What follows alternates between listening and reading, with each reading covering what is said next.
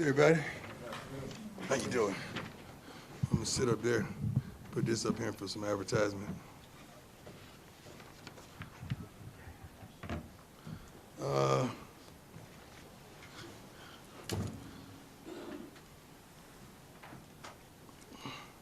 Students of the week: Isaiah Auguste for sociology, Carter Startmeyer, ethnic studies.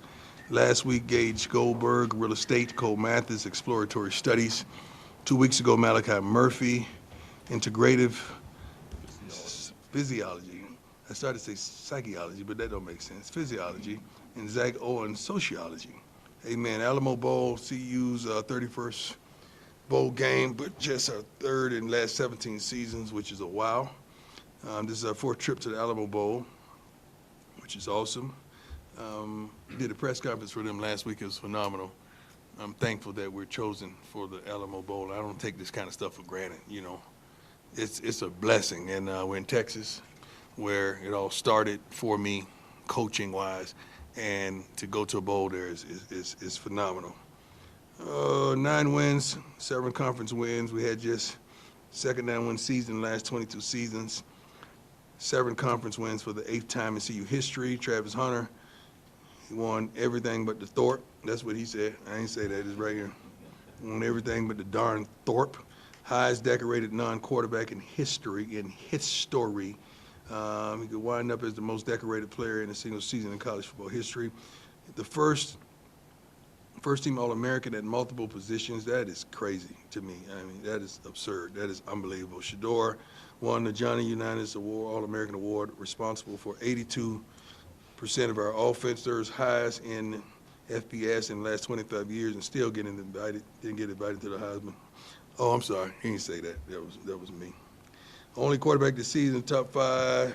Completion percentage, quarterback rating, passing yards, touchdowns, and completions per game. 17 Buffs earned some mention of all Big 12 so far, which is wonderful. Glad to be back to playing football. Glad to be back. We never start recruiting, so I haven't left doing that. We have some wonderful, phenomenal young men up here that we want to join this magnificent team. I think we've secured commitments from darn near everybody. They probably had not committed yet, but I know what I know. And they're going to help us in tremendous positions, and the quality of the young men we're getting are phenomenal. So I'm proud of the staff, the recruiting staff, Coach Ray and so forth, the coaching staff, and everybody's involved, and especially people in the city, because when these kids go out, they know what they're here for, and our Buff Nation is welcoming them with open arms, and it's a phenomenal thing. It really is. We're playing against a wonderful historical school, which offers a coach that I'm fond of, a man of God, which I adore. To flip it and turn it around and accomplish what they've accomplished this season is phenomenal, but I would expect that because that's who he is and that's the way he coaches. I consider him a friend. Can't wait to see him there. You know, it's a little more relaxed until we get close to game day. Then I start being ignorant as I am. But he's a good guy, has a great team, and I adore him. So I'm happy to be playing against this wonderful university. Let's go. Nikki, go ahead. Hey, Coach. How you doing? How you doing? Nikki Edwards, U Sports Report. When we talked to Travis over the weekend, he was asked, when did you feel like you could secure the Heisman? You were in contention for the Heisman. And he said the Baylor game. As you're watching him, either throughout his career or throughout this season, when was one moment you were like, yeah, he can win the Heisman? When I saw him practice his first day at Jackson State. That's when he went out there at receiver and did his thing, then went from playing receiver to defensive back and shut it down. I knew right then it was something special. It's one thing to watch highlights of a young man in high school, but it's another thing to see it in person. And when you know the game and when you know athleticism and when you know what I know and you come from where I come from, you know when you see something that's abnormal. And this kid from day one has been abnormal with a appetite for an appetite to dominate. He never relinquished that. He was banged up the first year over there, banged up a little bit the first year over here, but he just, once he's Travis, man. Ain't nobody like him. I don't think we'll ever see that in quite some time. I don't think we'll see it because most of our coaches in college football won't allow it because they can't fathom it. They can't fathom a kid that's able to do that. And you're gonna have they gotta do roster management of this guy crying, and you paying him a handsome salary in a collective or whatever they want to call it, NIL, which is not. It's collective. They're not gonna allow it. I'll allow it because that's who he is. That's what he is. Why would I want to change a guy that gracefully selected us to coach him, and I knew what he had in him, and I've done it myself at the highest level. So I could see through the bushes, in the fog, in the inner cities, in the suburbs. I could see through all that and understand what that young man is. And I allowed him to be unapologetically who he is. Rylan Scholes from Ralph Report. You talked a bit about Coach Satake in your opening statement. Yeah. But there's some really explosive players on that BYU team. What do you see when you watch them on tape, and what do you guys have to prepare for? Consistent team that can run the ball, they can throw the ball. They defend well. Discipline. I see a lot of discipline, a lot of young men that may not receive some of the accolades that they deserve, but they work their butts off and they do a wonderful job. So trust me, ain't nobody taking them light. They're not sneaking up on us. We know what they're coming with. Hi, Coach. Hope you are well. Adam Ostertiger, Yes, sir. Thank you, 24/7 Adam. Sports. First getting a chance to talk to you since the high school signing period. Yes, sir. So I wanted to ask you about Julian Lewis. Obviously, you guys made him Yeah. a priority quarterback early in that class. Mm-hmm. What was it about him that very early on in your evaluations with quarterbacks made him stand above the other guys? I think smart coaches at this level understand what has worked for them, and they try their best to replicate that. Shador's worked really well for us. He has a wonderful father in his life. Father has always been there. Father that knows the game, and the father that's hands-on. I saw a lot of similarities in the way Julian's life has been structured. Speaking to his father a multitude of times, understanding how he came up, what he wants out of life, what he wants out of the game and from the game, and what he gives to the game. Some similarities are unbelievable. So you want someone of that nature. The kid that we got from Texas in the slot that's killing everybody. Jimmy Horn. That's Jimmy Horn. That's LeJontay. So you try to find those guys that have been good to your program, and you identify them, and you just try to your best to say, okay, I want the character of this, I want this and that, I want this, and I'm not giving up on. I'm not saying that I'm going to accept that foolishness for that. I'm not doing that. I want what I want, and I'm going to get it, or we'll go to the next kid. But that kid right there, man, he's everything that we desire in a quarterback. He's smart. He could make every throw. He has a pocket awareness, pocket presence. He is a darn leader, but most of all, he's a winner. People forget that category when you're looking at quarterbacks. Are they winners? We have one right now, and we got one coming in, and we got one on campus right now as well. They're winners. That's the intangible that you want. You don't want to get a guy that's got his butt kicked his whole life. What is that going to do? What is he going to say on a TV timeout to his team when he gets to a pivotal point in the game and he's always lost? I don't want that. Not at all. Not leading our team. Hey, Coach. How Pat you Graham, doing, Associated sir? Press. Nice to see you. James Franklin yesterday talked about the difficulties of planning for a game and the Who's transfer. James Franklin of Penn State. Okay. And just the difficulties of navigating a game and the transfer portal. How do you, with players entering it and all that, how do you plan for a game and the transfer portal? Oh, you mean this like a bowl game? Yeah. Transfer portal shouldn't be no surprise to you. You know you probably gonna lose two guys you didn't expect, and you probably gonna gain several guys you didn't expect. But you gotta have a board, and you gotta do your studies. You gotta understand this is what's gonna happen, And I'm prepared for that. I know this is going to happen. So I don't think the portal has ever been a surprise to us. Not at all. Even the bowl game, it's not a surprise. Like any of our guys that wanted to get in the portal, get in the portal. You're not going to come here and practice and eat and be merry and have a Merry Christmas with us and leave right after the game. I call that using somebody. You're not going to use us. No, I'm going to help you by all means. And I've helped several players get to other schools already along with the staff. But you're not going to participate with us and do all that, then leave. That's not fair to some of the other teammates that want to play and deserve to play. That's not fair to them. So I don't think it's difficult to navigate around the portal. I just think the portal is surprising some of these coaches that didn't understand what it was. I understood what it was day one, don't you think? From the way we attacked it, from the way, I know we got a lot of criticism for it, but we did this in Jackson. Not only that, I did this in youth. Like when I was coaching youth football, we started with nothing and it had to be something. We had to go get everybody at the portal from 5-year-old kids to 12-year-old kids. That means from other teams. They had to come to our organization. In the first trial, we had 1,500 kids at the first trial. And we selected them, talked to them, made sure they fit our structure. And we have several guys on the staff that was there during that time. So we've been doing this for a long time. It just didn't start at the collegiate level. This starts in high school. We was at a private school. Where you get private school kids from? Public schools. What is that? The portal.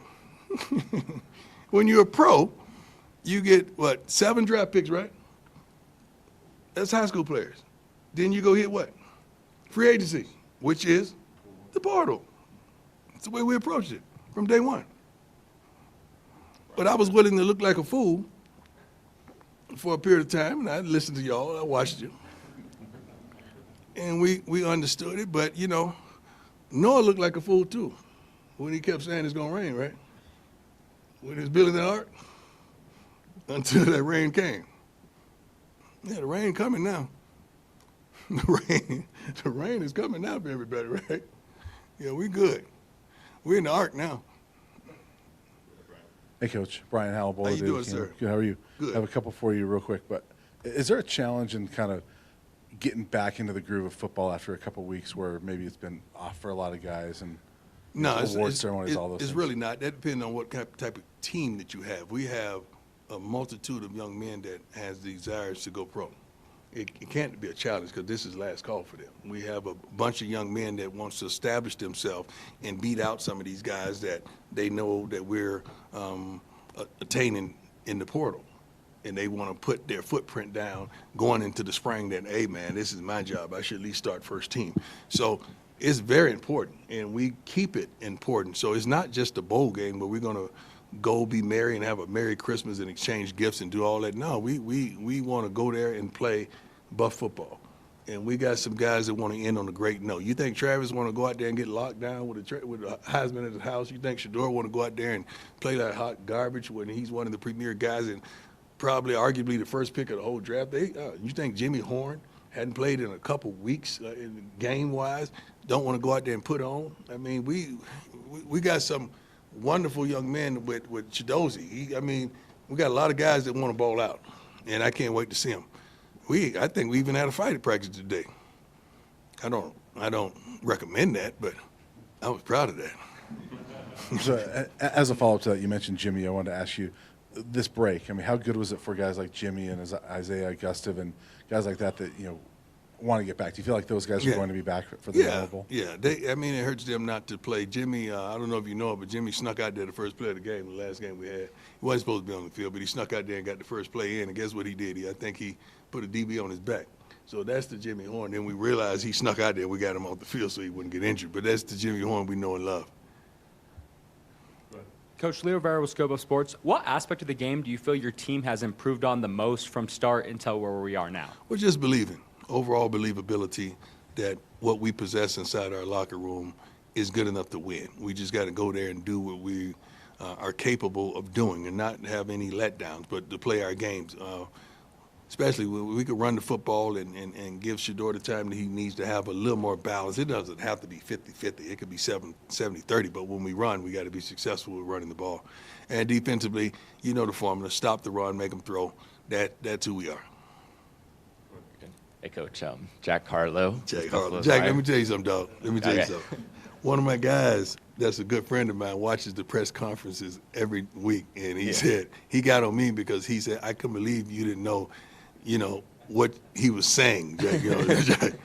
But you got a fan base, dog. I do You got a see some fan of the base. YouTube comments. You It's wild. got a fan base, man, and everybody wait for you to come in with that signature voice. It's wild. Yeah. So I'm proud of you, man. Thank you, Coach. Yeah. Am I following you yet? On Twitter? Yeah. I'm not sure. Sam, make sure you follow Jack, man. Jack_CAR. Jack_CAR, right? You know how to spell Carlo. it, though? Huh? L-O-U-G-H. Say CARLOUGH. L-O-U-G-H. You got that, Sam? Everybody listening, you got that, right? Yeah. Don't think he don't understand how to get followers now. We're gonna blow up after this. I got you. You can blow. Hey, blow him up, please. Everybody follow. How many followers you got right now? Like 1,000? You got to. Hey, let's get him I'm to not five. big on Twitter. I'm not a big Twitter guy. But Let's get him to $5,000 after this press conference. By the end of this day, let's get Jack to $5,000. All right? Put that out for me, Sam. Okay. Nearly put that out for me. At the end of the day, we need Jack at 5,000 followers, all right? Cool. All right, let's go. Thank you, Coach. Let's Thank go. you. You talked a little bit at Jimmy Horn earlier, Mm-hmm. but how big is this Alamo game for guys who are trying to, give NFL scouts one final look? It's huge. It's huge. LeJontay, Will, who else on the offensive side of the ball? Justin. I think that's it on the offensive side, right? On the defensive side, we have several young men. Even Gant, Gant is working his butt off to try to get in the rotation because we're a little light at linebacker right now. Although JB's back, God bless JB. Dog came in my office and I know he didn't want to go nowhere. I said, man, what is wrong with you? And sometimes these young men are just confused and they're hearing all the outside noise and they think that's the best thing for them. And I always tell them, no, I don't recommend you jumping into the portal unless you know you probably gonna have a home. And I saw something the other day about some quarterback. Was it the Texas guy? They said he had an offer for, what, $4 or $5 million? How you get an offer and you're not in the portal? How does that work? Because we don't do that. Like, how does that work? How you get an offer when you're not in the portal? So who does that? I'm happy for the kid. When I heard that, I wanted to see if Shador had any more eligibility, so he could help old Pop out. I'm just joking. I'm sorry. What else, Jack? What else? Yeah, I think you answered just NFL guys. Yeah. Well, those guys it's important for them, and it's important for us to highlight them and make sure they get the reps they need to showcase their talents. But they've had an entire season, but we want to make sure they go out right. We really do. Couple more, Jason, go ahead. Hey, Coach. Good morning. Jason Jones, Sports Illustrated. Yes, sir. One of your more famous sound bites from last year, You Better Get Me Now, is where you sit today, headed to a bowl game, going to put Peggy on a plane. Recruiting seems to be going very well. Is this just the plan executed on your behalf? Yes, sir. Yes, sir. This was we've been in this situation, my man. When we were at Jackson, and I think in that spring we were 4-3, and just I think the only reason was the fourth game because they forfeited. Ain't nobody want to play, so I knew it then. We didn't have what we needed to be who we wanted to be, but I knew, like, you better get me down, because when we regroup and all these kids are eligible to play in the fall, we're gonna be something special, and we end up winning the SWAC. And God bless Jackson State, TC, Ashley, all those people. They won the SWAC championship. Not SWAC championship. They won the whole Celebration Bowl. So that's awesome. Awesome. I love them. I appreciate them. They've taken it to yet another level, and that was the plan all along. Back to what you were saying.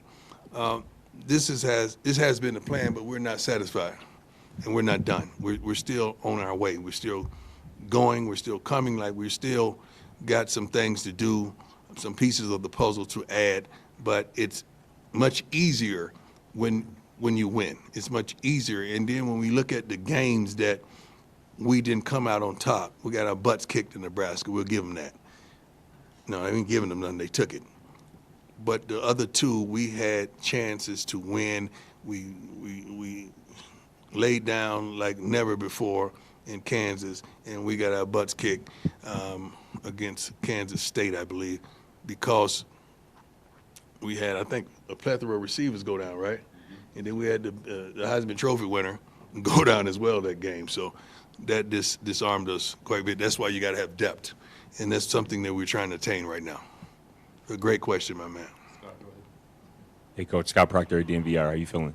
Good, sir. Thank you. You I really wanna- don't care. You just wanted to ask because he asked how I was feeling. No, You really don't care. no. When you looked at me, you didn't really look like you cared how I felt. It was just part of your conversation. That's something like an assumption, Coach. I always ask how you feeling. I'm just messing with you, man. I wanted to ask about someone that you just alluded to in Jeremiah Brown. He withdrew from the portal. He's Right. obviously going to be back to Colorado. I know you guys go way back. How excited are you for him to be happy. back in the fold for the bowl Man, game for Jeremiah's like my 2025? kid, man.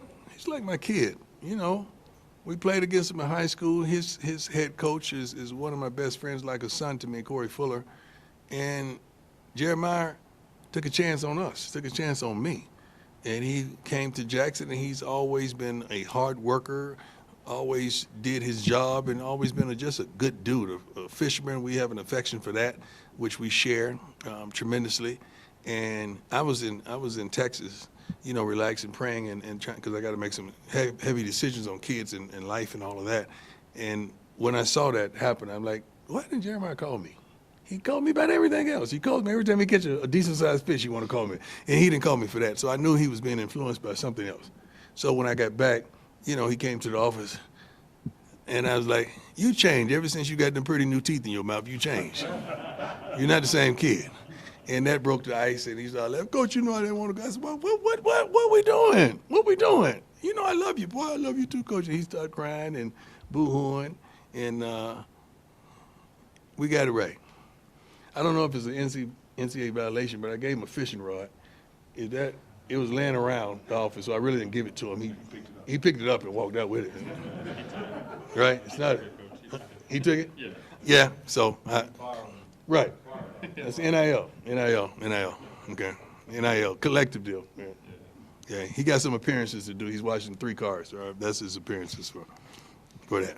But I'm so proud that he's back because I love him. He's like a son to me. So I'm glad we got that straight. Cool. Coach Jeff Justin, 9 News. You had good experiences as a player in the bowl experience for yourself in college. What do you remember about those moments, and how can you relate those moments to your team Great question. to enjoy this time? Great question. Great questions. The thing that I remember the most about a bowl is the stuff. Like, we wanted to walk in the room, and on our bed they had a bag full of stuff, and we went through the stuff. I think it was a cassette player.